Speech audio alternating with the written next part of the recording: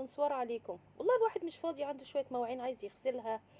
اه والله، والغسيل عايز يتنشر والدنيا مفرهضة والجو حر بس الواحد لاحظ على الفيس كده حاجات كده غريبة كده، تلاقي الواحدة متجوزة بقالها 50 سنة وحاطالك بوستات حب وغرام وتحس كده عايشة في الخمستاشرات والعشرينات. ايه يا ماما في ايه؟ طب بالنسبة للبطيخة اللي انت متجوزاه ده ونايم ومفرهد وقعد لك طول النهار بالسروال وعرقان ويقرف، ايه القرف ده؟ والمانجا والشكل بيبقى هباب، مش ده كان اختيارك يا حبيبتي؟ مش هو ده اللي زفوكي عليه؟ مش هو ده اللي ابوكي قعد يتشرط ويتشال ويتحط وطلبات وبتاع عشان تتجوزي ده في الاخر؟ صح ولا ايه؟